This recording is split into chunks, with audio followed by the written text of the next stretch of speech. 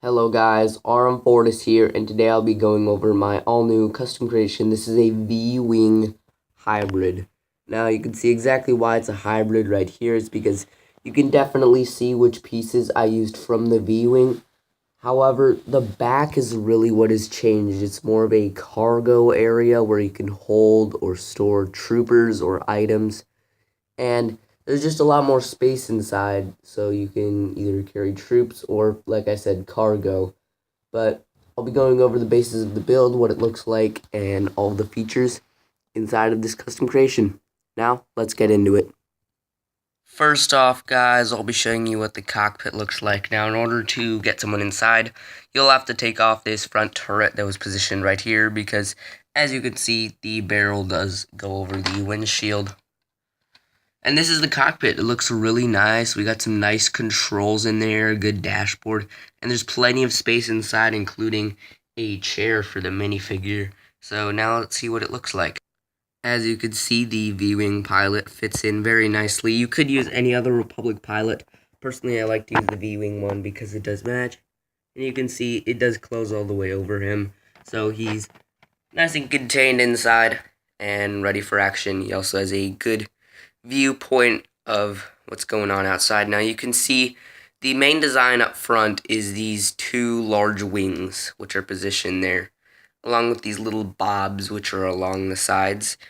And you can see in order to get him into the cockpit, I actually had to lower him down a lot because beforehand, he actually wasn't able to fit in there. So I had to edit a lot of the stuff around here and down there in order to allow him to be able to fully fit in and be able to actually pilot the vehicle. But you can see I have some lights at the end. There aren't any like underneath the guns. You guys will see what the guns are later. But you could always add flick shooters or something like that right there if you wanted to. Personally, I didn't want to this time, but that is always an option. You can see over here we have some rotating turrets. And you can see they can also not be as rotated, but this one is rotated just so you guys know that it does rotate just along that little axis right there. And then there are the main guns, which are along the sides. This allows for very precise accuracy because they're so close to the cockpit. Basically, if he's looking at it, he's most likely to hit his target. They're also on a hinge piece, so now let's take a look at what it looks like when it's all down. Now you guys can see the hyperdrive engine which is in there. The reason I lowered these down is I just wanted to be able to either stow away stuff or be able to put the hyperdrive. I just think this is a cool feature because you could have a mechanic standing here and working on it just in case it needs some fixing. I do have a how to make a Lego Star Wars mechanic video up, so make sure you go check that out. And it looks pretty good. Now let's take a look at the back and what it looks like when the entire roof is off.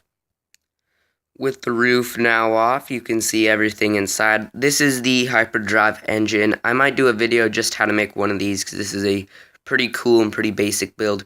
You could see all the little gadgets right here, or digits, where you can just see how the hyperdrive is doing. So maybe it's indicating speed, fuel left, everything like that. Maybe distance to target if you are locked onto a hyperdrive coordinate. And you can see in the back, we also have this little cage area. This way, if this ever falls down, there's still a lot of security in this. Plus, you want to be able to drop the troopers off. So you can always drop this, but not have to drop this off quite yet. Then we also have the engine back here, and it looks pretty good. It obviously can't move because otherwise it would be pretty much just destroying it. But you can see with that all up, it works pretty well. It's very small too, but you could definitely grow this out if you wanted to and make it even further back. But there really aren't much features right here just because the engine is pretty small. It does mean it's a small target, but this vehicle probably wouldn't move as fast, you would think, but it does move pretty fast. Something I forgot to mention about the engines is there is one right here, so it can easily land back down if it needs to deliver troops or drop off supplies in need, because, I mean, if you need to get the supplies or the troops down quickly, you want to be able to do that as fast as possible, especially in an urgent situation. You guys could see that it's not as good for carrying troopers, but if you do lay him down like this, he does fit in there quite nicely. So that's probably something you'd want to do if you wanted to carry troopers. That's why this could kind of be like a jail prison cell if you put some gates, obviously, to the hyperdrive because you don't want a criminal jacking with that. But you could definitely put supplies back there. That is really what I intended for this to be, is more of a cargo transport. Or, I mean, this could always just be some extra space. Maybe you want to include even a larger engine so this thing can move even faster. Maybe you want to take this off so it just has a larger engine. The back is very customizable. I'm already working on a second version to this, which is basically just this part on is the same and that part is different. So I should have that video out to you guys pretty soon. But this is a look at what it looks like on the top. You can see it's really brittle because, I mean, these pieces obviously need to attach to the much larger piece over here. And it just shows a little control piece. This came from the actual V-Wing set as well.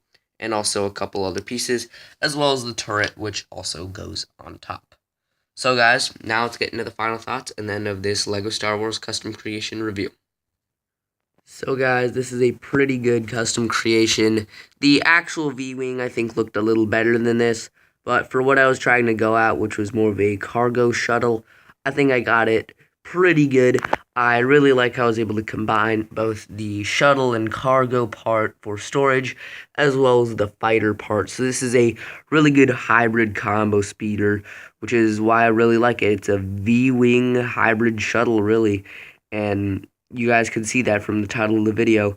But guys, this wraps it up for this custom creation. I just let you guys know, if you have any creations you guys want me to save that you want to see in future videos, leave it in the comments below, because I'm going to be scrapping a few things for pieces. So if there are any things that you guys want me to save, make sure you let me know, because I'm working on a lot of stop motions right now. That's why I haven't been uploading as much, because the stop motions are my goal. That seems to be what you guys like the most based on the analytics. But I will have custom creations coming out pretty much every day from the day this channel is up to the day it starts to go down.